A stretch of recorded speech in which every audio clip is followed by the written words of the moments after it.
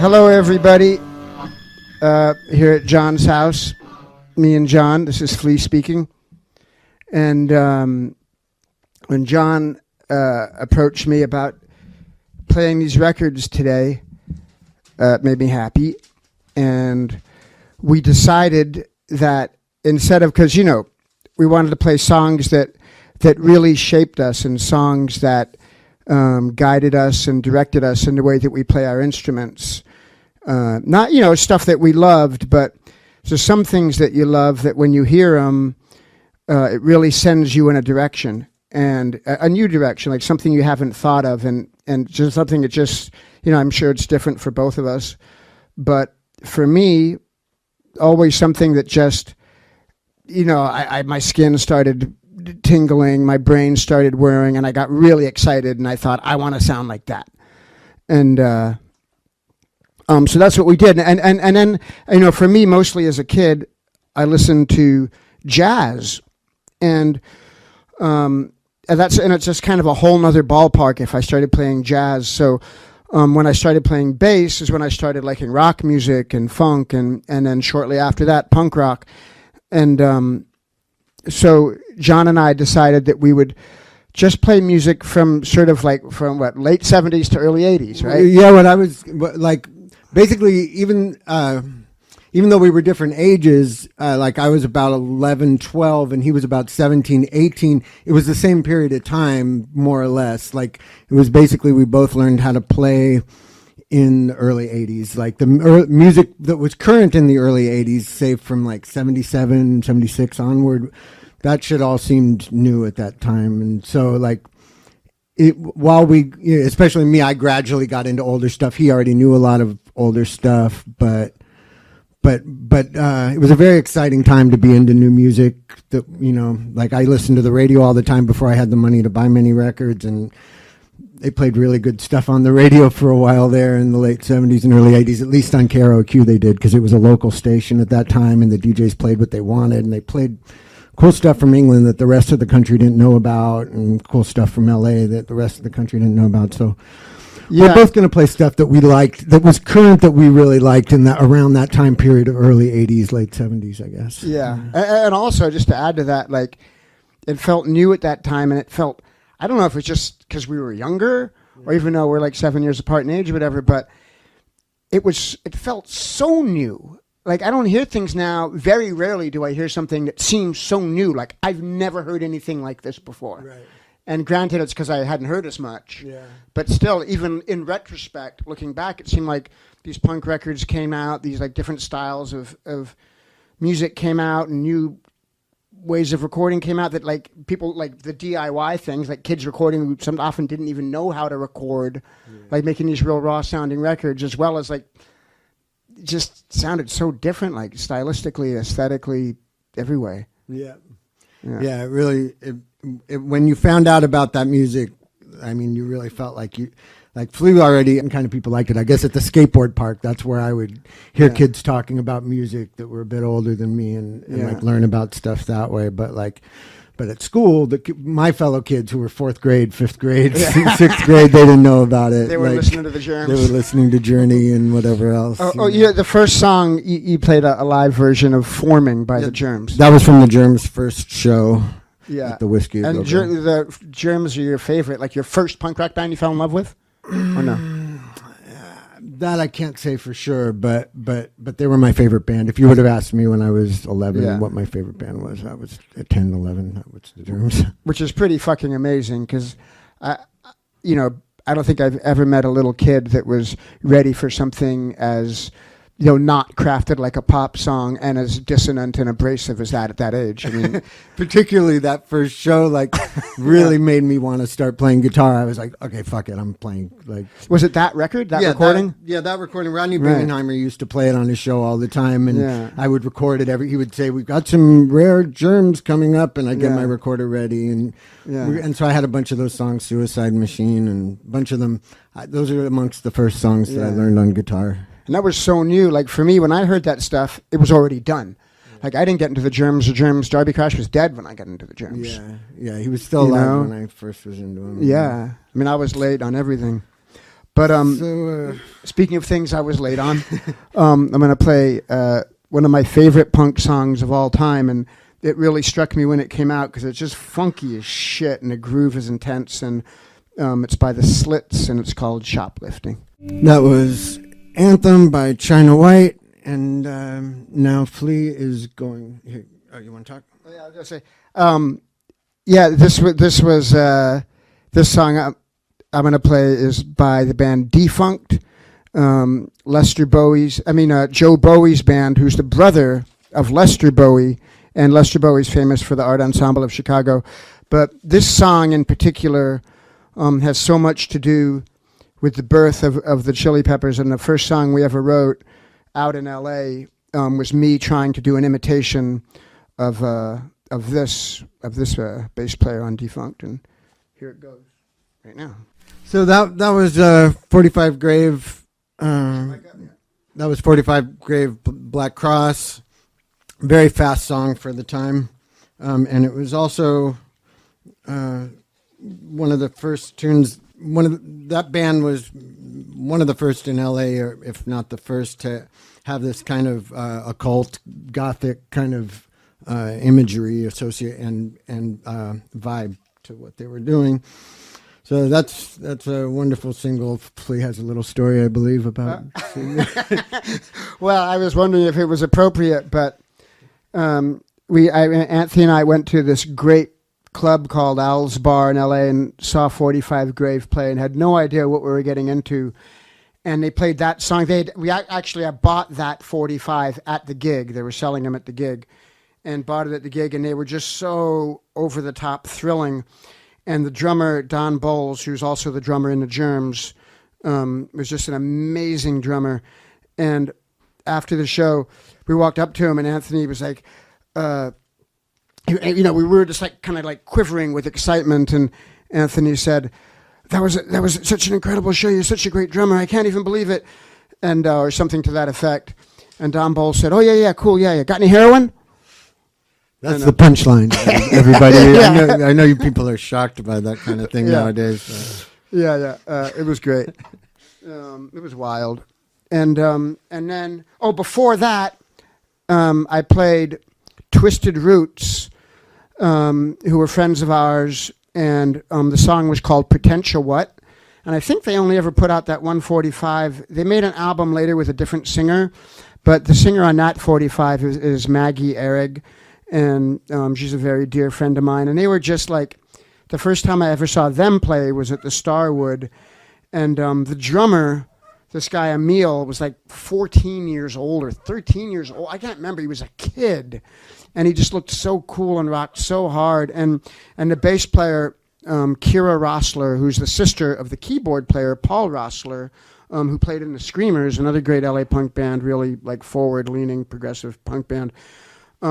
Kira was one of my favorite bass players in the world, and that bass line on that song I played, Potential What, is just fucking out of its mind. One of the craziest rock bass lines I've ever heard in my life. So shout out to Kira. And now gonna play a song that we used to just listen to over and over again all the time, and it's one of those things that influenced my bass playing hugely. Dave Allen from the Gang of Four. And also... and also before that, I played Janitor by Suburban Lawns, who were another great LA band, arty, kind of new wave band. Great fucking band. And also, Andy Gill died recently, and he produced the first Chili Pepper record, and he was the guitar player in the Gang of Four.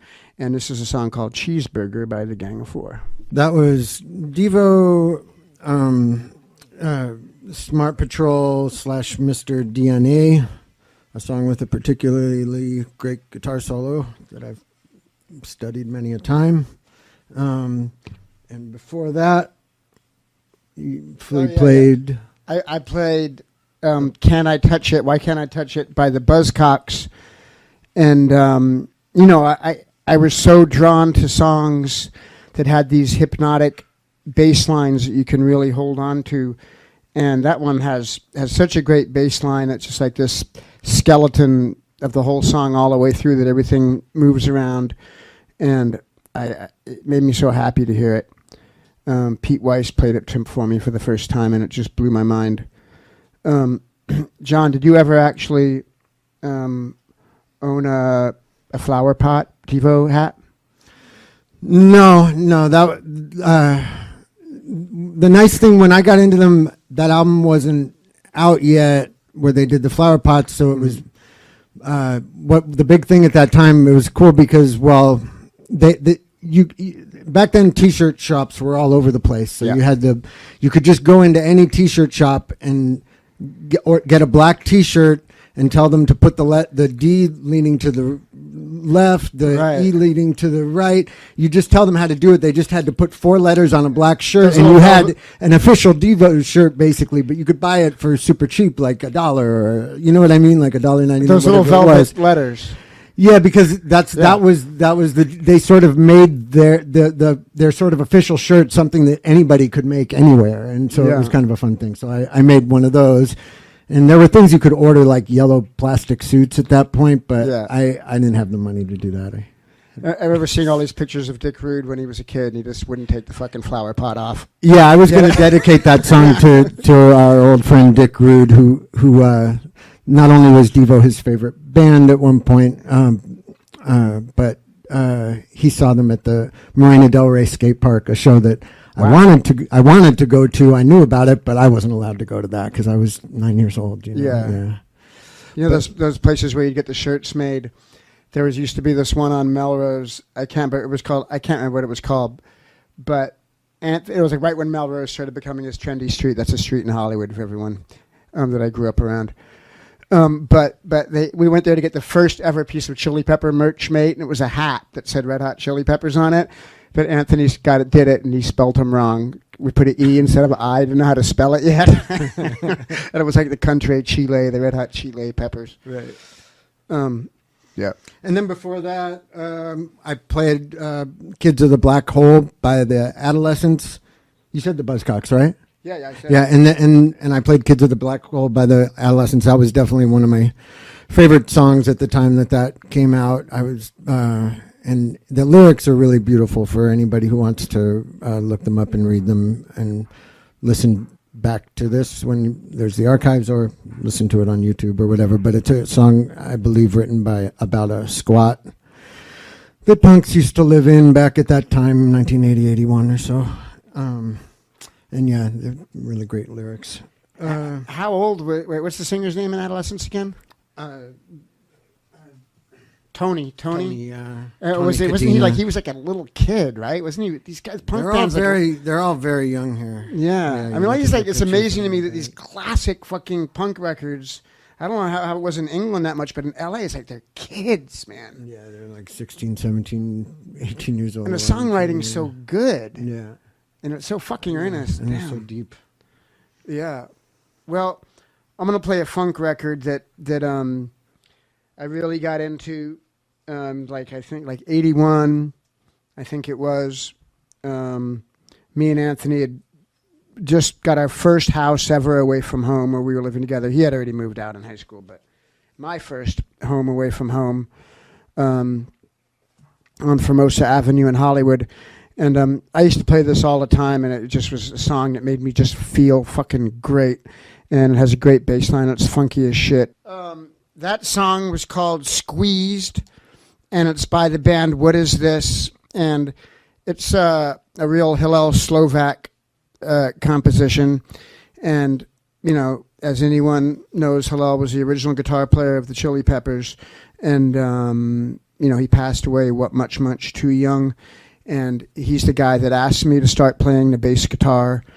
And I really feel like, you know, that's the best recording that band ever did by, you know, according to me. And I'm not on it because I had left the band and they were better without me, I guess. So anyways, that's when I hear that song, it just transports me back to another time. And I'm so glad that it exists because Hillel's playing on it. It's so beautiful. And I'll as a lead up to this song I'm going to play next, I'll say that when I was a little kid, I wanted to go to lots of shows that I wasn't yet allowed to go to. The first the first show that I ever went to was just my friend Millard, who worked at the local health food store, about a 30-year-old guy that I was friends with when I was like 10 years old. He took me to the Whiskey A Go-Go to see the Sensible Shoes and Martha and the Muffins. They weren't bands that I knew at that point, but I was just happy to be at a new wave punk event. But the first shows that I went to that I actually really wanted to go to and got tickets and stuff. I'm pretty sure the first one was the B-52s, who I just played a few minutes ago. That was 52 Girls, the original single version by the B-52s. I saw them at the Sunrise Theater in Fort Lauderdale. That was very exciting. I danced on my chair for the whole show, as did everybody who was there, and I just couldn't believe how happy it made me. But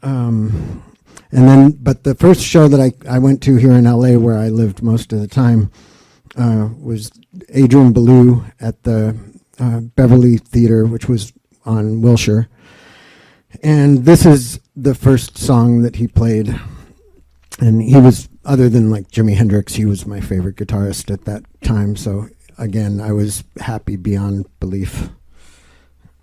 So that was Peter Gabriel, who I first found out about from hearing that song on the radio when I was a kid, who's, went on to definitely, between his work in Genesis and his solo albums, just has turned out to be one of my favorite artists ever.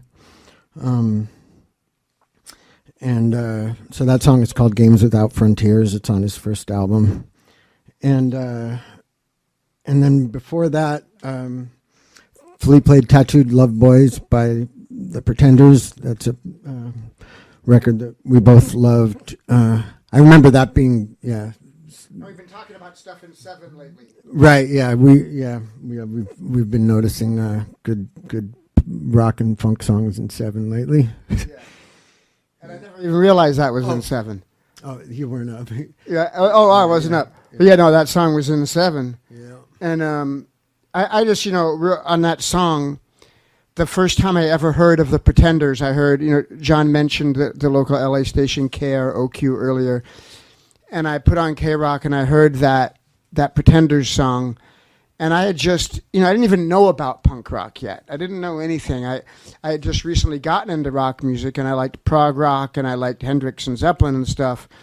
And I heard that song, and even though it was still a couple of years before I really got into punk rock or understood it, was smart enough to immerse myself in it, that was, the high energy and the songwriting craftsmanship and the playing, and Pete Farndon is such a great bass player, and I think really unsung in the pantheon of bass players.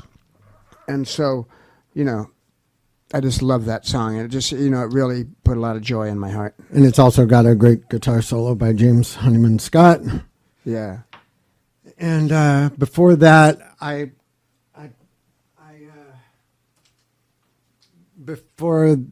played Adam and the Ants, the song "Kings of the Wild Frontier." They were an incredibly powerful group. I recommend to anybody out there to watch the YouTube performance of them doing Kings of the Wild Frontier live in Manchester in 1980. I don't think they ever had the vibe after that, the energy that they had at that time. They were really a force to be reckoned with at that time. Not only an incredibly powerful live band, but also that album just has an incredible amount of great songs. It was one of the first times when I was a kid that I noticed, somebody having 6 songs that were being played all the time on K-Rock at that time. It was like you almost had the whole album just from hearing it all the time on the radio. It had so many, it's packed with good songs, and just, he was a great singer, and they were a really powerful band. And then before that, Flea played Material. Yeah.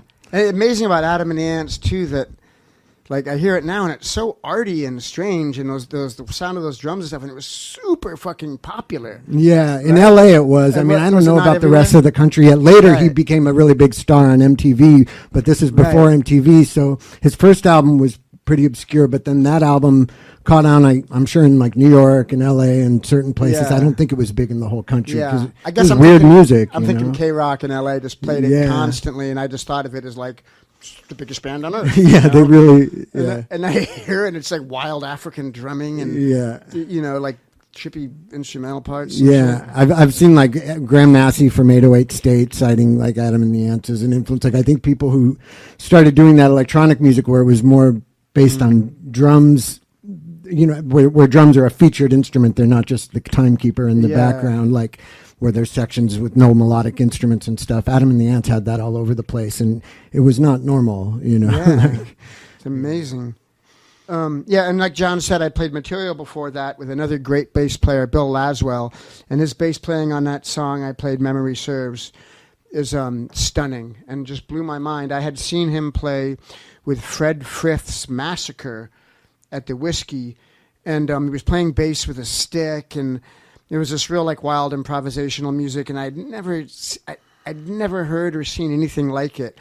And I remember after seeing that show, just like going to rehearse with what is this, and just thinking could do anything, like I was going to play with my stick, I'll play with my shoe, I'll do anything. It just seemed like the weirder you could play, the more, it really sent me off, and just trying to be arty and weird. And Bill Laswell was great, and that's a great band and a great song. And also the guy who produced 2 Red Hot Chili Peppers albums, Uplift Mofo Party Plan and Mother's Milk, sang the lead vocal on that, Michael Beinhorn. So little Chili Pepper history for you folks.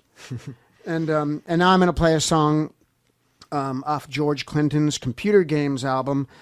And this is a song that over and over again I would just, it was one of those like drive around a car in the summer, just happy as all get out, listening to this song. And this whole album is really one of my favorite. I think of it all as P-Funk, all of George's records, but it's a George Clinton solo album, and a great epic album. And this song's called One Fun at a Time. So that was The Great Curve by Talking Heads, which contains some of the, I can objectively say, some of the greatest lead guitar playing ever by Adrian Belew.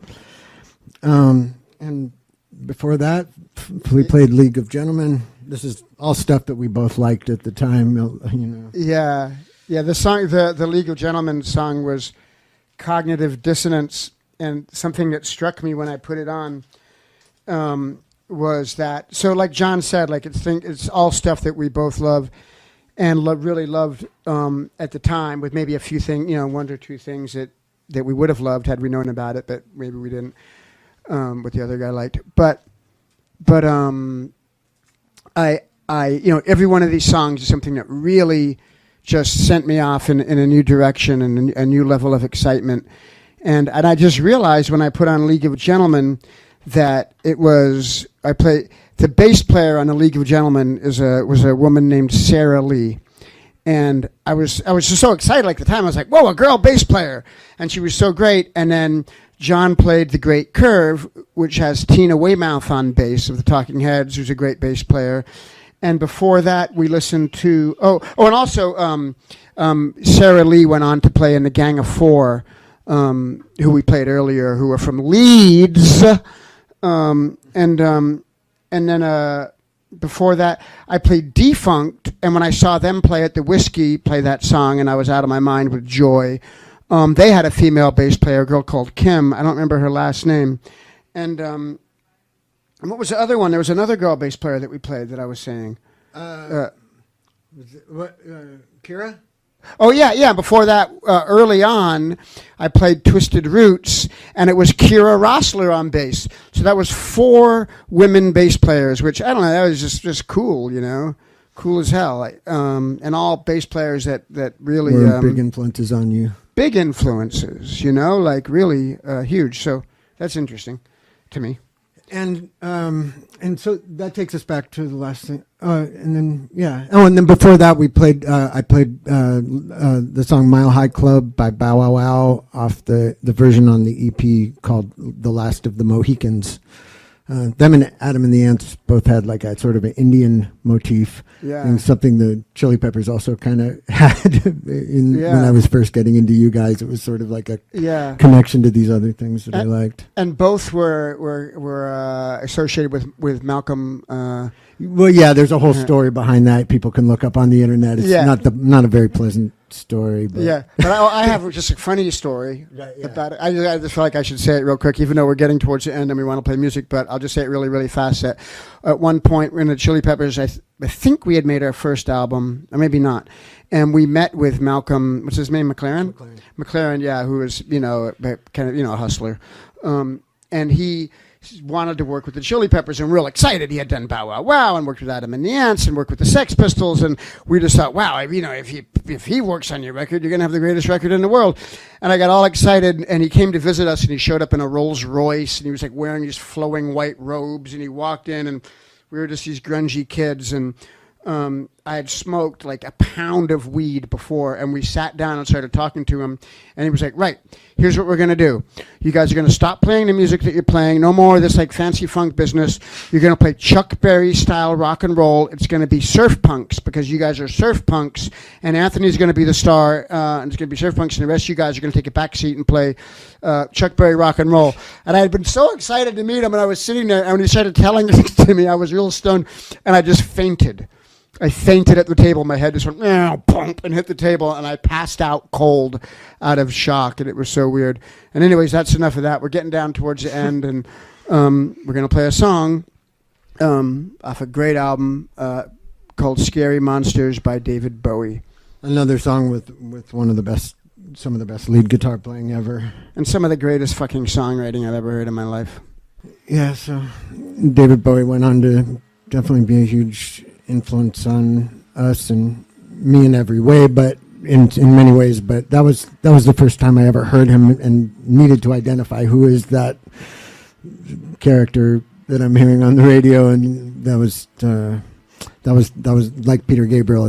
That song "Scary Monsters" was what made me need to find out who that was when I was like 10 years old. Yeah. I think for me, I had heard Bowie before and loved him. But I think it was the first time I truly fell in love with Bowie, actually, if I really think about it. Like, even more than Ziggy or Low, which I loved, Heroes I loved. But that when I heard Fashion, there's a funk song. And what's the other one? Fashion, I don't know. I just it was one of those songs I just listened to over and over and over and over. Maybe it's not a funk song, but it was funky to me. I think it is. Yeah. And anyway, so we have to go. We're going to stop. But it was fun as hell to play the music. Yeah, thank you very much for listening, everybody. I'm going to quit the Chili Peppers and become a DJ. Travel around. On Dublab.